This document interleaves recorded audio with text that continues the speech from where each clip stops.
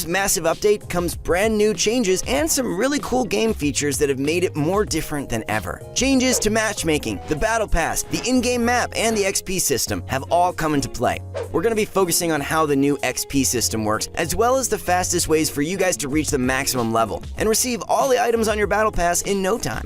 Getting to that sweet tier 100 skin is the challenge that we all face at the beginning of every season. Let's admit it, we all want it, but do we really want to spend hundreds of dollars for it? Of course not. So put that wallet away and get ready, because we're going to go over everything that you can do to get to that tier 100 skin while also getting max level before everyone else.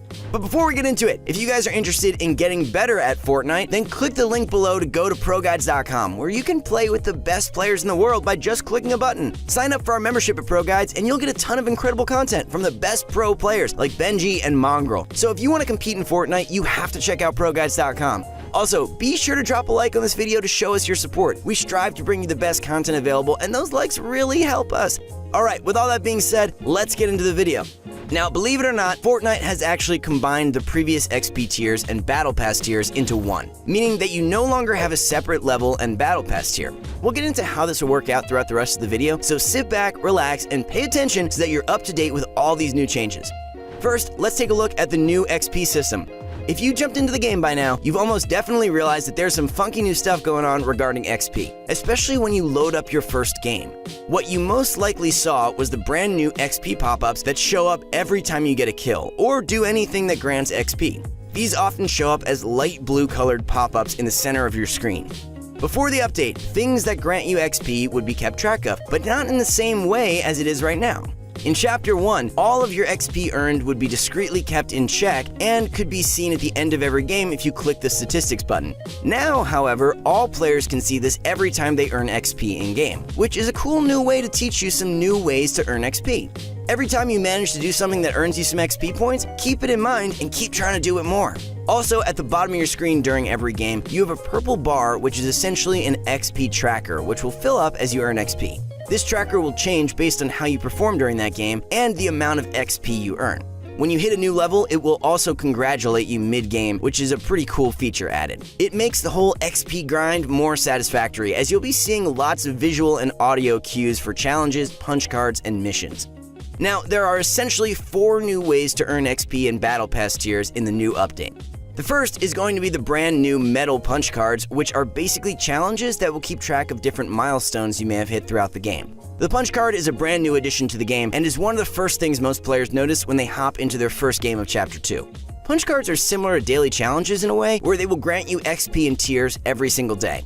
The way this works is if you've gotten all the punch cards finished for that day, you've gotten all the XP possible from punch cards. Some of these punch card challenges will be doing things as simple as logging on and playing your first match of the day, to even as hard as surviving until the end game. Be sure to check out the full list of the punch card challenges on the screen right now. There's also the mission challenges, which are basically the same thing as weekly challenges that used to come out in the past seasons. These will give you physical and unique challenges that you have to carry out throughout games in order to earn experience and level up. Mission challenges can be anything from eliminating enemies with certain weapons to doing timed trials with boats. They're also very random and come out on a week-by-week basis, so make sure that you're staying on top of them in order to rank up as fast as possible. We also have the daily medals, which are similar to punch cards, but they grant XP every time rather than up until the point your punch card is full. Punch cards and medals will grant you the most XP daily, so we recommend that you sign in and seek out to complete these challenges as much as you possibly can. Although wins and eliminations grant XP, the heaps that you will receive from punch cards and medals far surpass any other source of XP in the game. Finally, we have the normal XP that you will be receiving from things like eliminations and other in-game things that will grant XP upon every completion. These two usually have to do with how long you survive and how many eliminations you get, meaning that you will get XP points for getting close to the victory royale and how aggressive and talented you are at pushing opponents and fighting them off. Survival XP will almost always grant you more XP than eliminations, so we suggest that you guys always play for the end game and stick to getting your kills at that point where you've already gotten a good majority of your XP.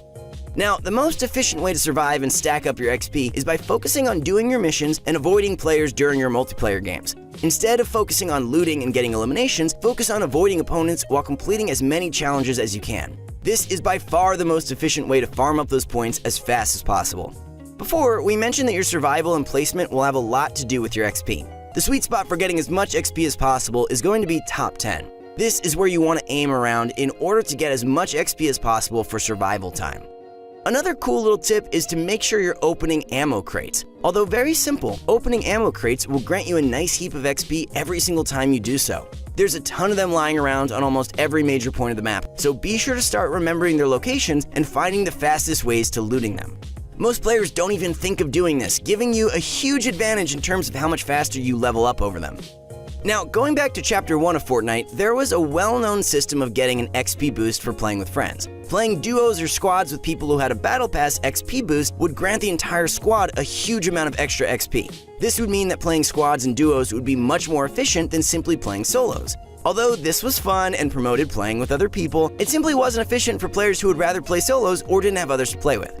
Thanks to Epic's good judgment, they've actually taken this out of Chapter 2, meaning that XP boosts from playing with others no longer exists in the Battle Pass. This gives all players an equal opportunity to level up, regardless of whether or not they bought the Battle Pass. Now, let's take a look at other ways for you guys to get that rank up faster. Mission challenges, previously known as weekly challenges, are actually becoming more and more important. In fact, in Chapter 2, you could earn thousands of XP for completing just a single challenge in 1 week. We know that mission challenges can be tedious at times to complete, so make sure that you're staying on top of them and completing them as soon as they come out in order to rank up as much as possible. Also, don't forget about Party Assist, which allows you to grind out challenges with other people in your lobby. Consider getting a group of friends to grind out challenges with you to speed up the process of leveling up even more. Once you've completed all the daily punch cards, challenges, and weekly missions, the fastest way for you to level up is by grinding out the game and going for those placements as we mentioned before. Some ways that you can get more consistent with placing in matches is by playing with a solid squad that you play well with. Remember, your goal is to make it to the end game in order to maximize the XP that you're awarded. Once you're there, keep going for that victory royale, which will give the most XP possible for placements. If you set this as your goal for every single game, your XP grind will go by much faster, and you'll find yourself ranking up quicker than ever before.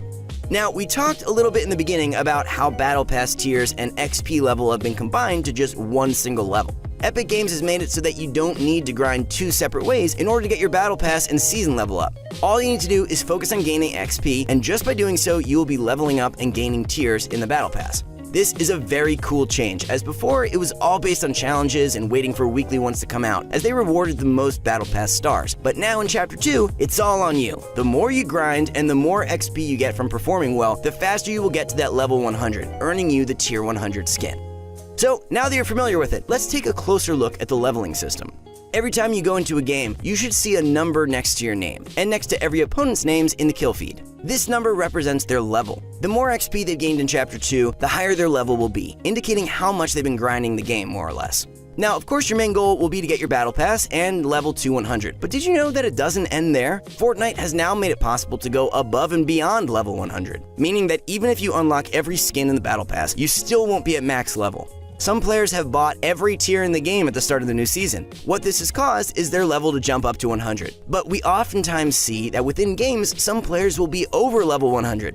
This isn't because they're necessarily grinding all the way up to there, and more because they bought the tiers and then grinded, getting themselves even higher.